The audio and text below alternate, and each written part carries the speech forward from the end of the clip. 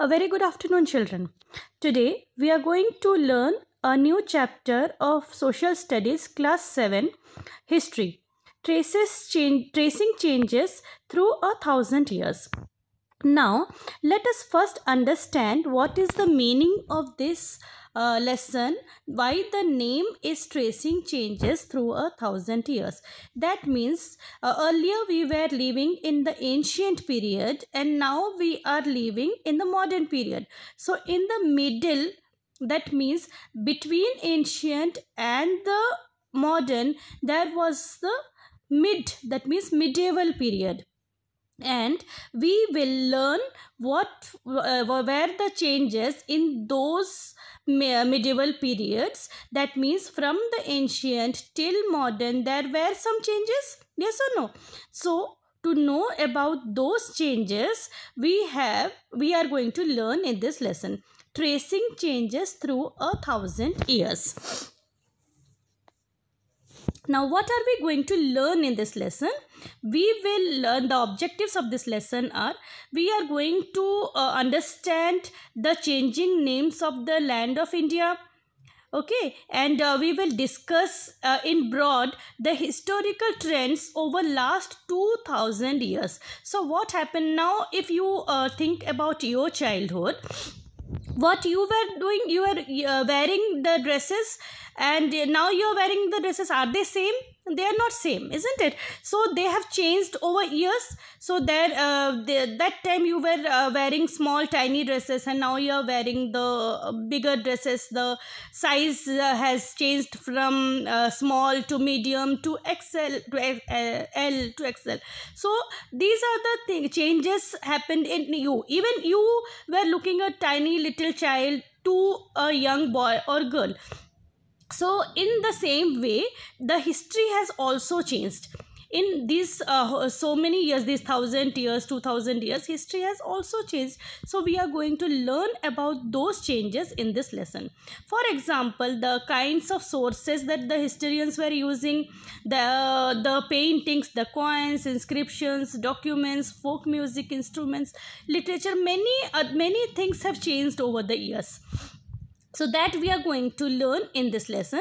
We will see that all things change with time, and we learn from looking at the ancient people lived. So what happened, how the ancient people were living, what were the sources they were using, and how the according to the time the things changed, we are going to learn in this lesson. Historians learn about histories. Now what were the sources of the Indian history? They were going to understanding about the history from the coins, inscriptions, architecture, and written records. They also collected some records with the manuscripts. Manuscripts means the scripts which were written with hand. Okay, when the people moved from countries to continents, they take their lifestyle ideas to a new place. Over time, religions, regions, cultures, and traditions change and become a new one. So think of a situation when you were a kid. You have seen many things, and over the period of time, when you go back to that place, it has changed a lot, isn't it? Similarly, we talk, as you are a student, let's talk about the books. Okay, when you were young, you were studying those books, and if you go back now and you see the books which now the children are studying, it has changed over the time. Similarly, with the culture, with the tradition, with the sciences, regions, religions, the things has changed over the time. It's easy to understand if we divide the past into periods, and many have many things in common. So now what was the earlier time? It was ancient period, then comes the medieval period, then comes the modern period. So if we divide them into different periods, then it would be easy for us to understand. Now what were the historians doing? Okay, before this, let me explain you that the historians use the sources like coins and architecture, inscriptions, and the written records. So as you can see in this comic page, so you can see that the man is using the textual records, and he is writing with his own hands. So what happened earlier, was there the printing press available? No. So what they were doing, so they were writing, because that time the textual records, the papers were more, the papers were available in a cheap quantity. So people, what they did, they mostly related on the textual records, the textbooks. So what they did, they used to write it with their own hands, and the texts which we write it with our own hands are called as manuscripts. What are they called? They are called as manuscripts. Okay. So but how are they going to distribute it to different people? What are they going to do? So there were no printing press, the printing press was not there, and they need to distribute it. They need to other people should know about it. Other people should have the knowledge about it. So what they did, they started writing it with their own hands, and that was called as the manuscripts. Then what happened, these manuscripts, what they did, as you see in the picture here, they used it in the library, and they used it in as the distribution to different people. So the people used to read it from that, and the people used to understand about the rich and powerful people, about the language, about the culture, region, religions. Okay. And also they use the coins, inscriptions, and architectures to write these all manuscripts. Now if you have some people who are having bad handwritings, and have you ever tried to copy the bad handwriting?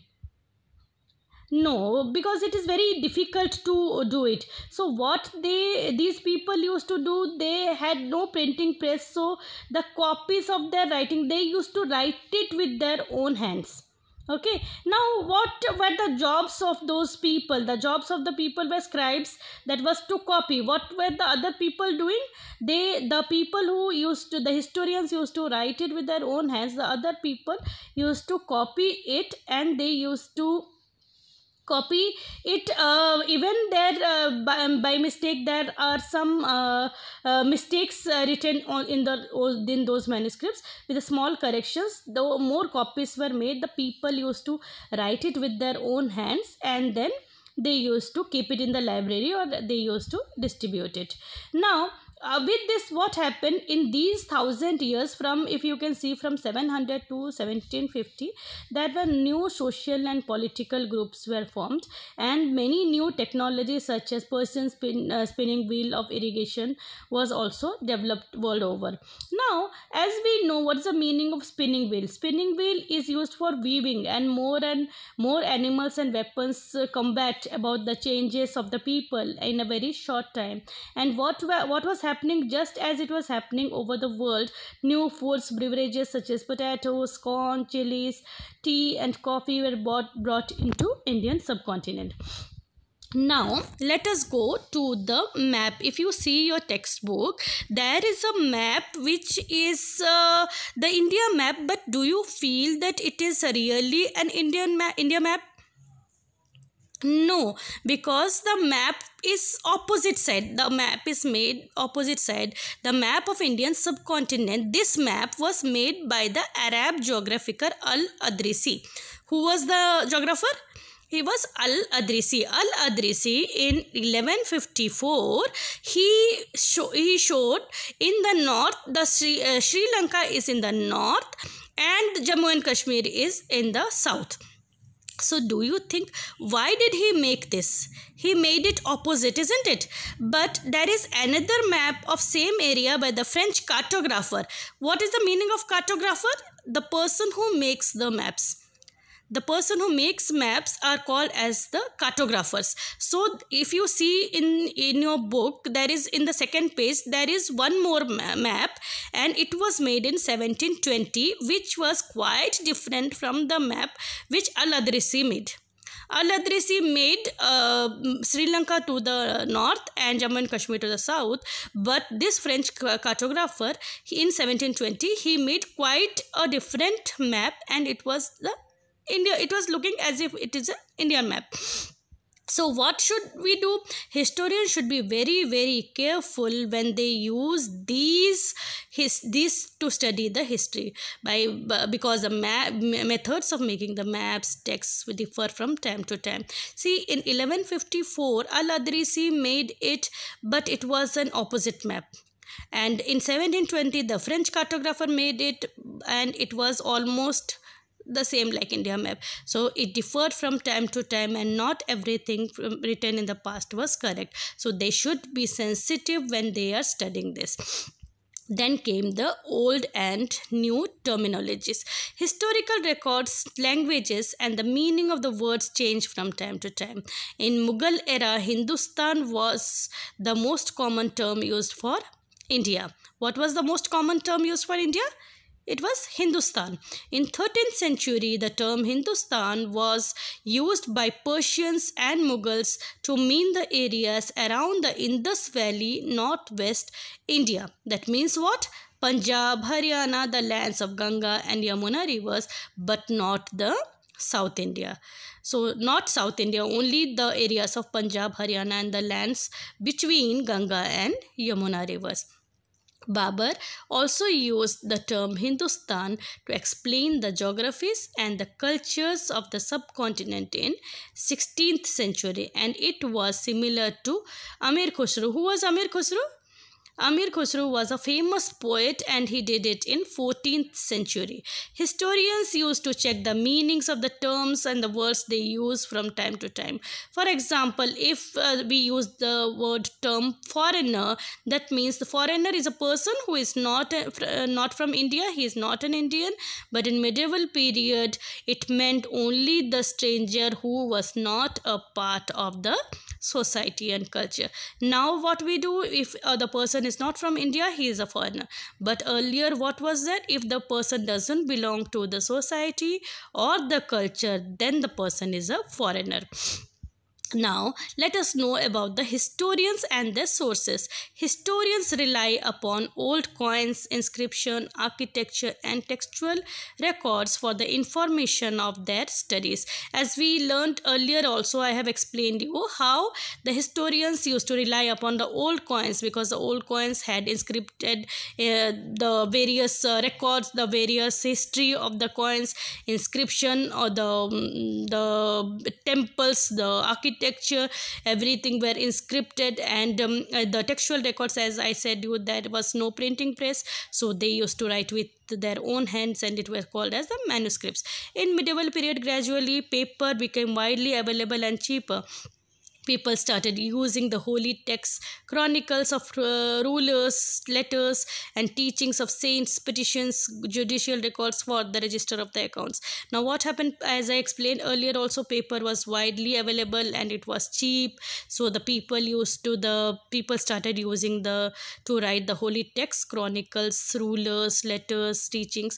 They used to do it on the papers, and the manuscripts provided a lot of information to the historians. So when they started writing this holy texts and chronicles of the rulers, it became very important for the historians, because they gave a lot of information. And what are manuscripts? Manuscripts were the handwritten textual records. To know what the author has written, historian have to read the manuscript version of the same text. Now, as I told you, the historians had to be very sensitive when they were using these historical records, because these were used in different contexts, they were used in different language and different mindset. So they have to understand the mindset of the person who was writing it, and they have to understand the records. Now, this was about a little part about the tracing of Indian history, and we'll be learning more about it in the next session. Thank you and have a nice day.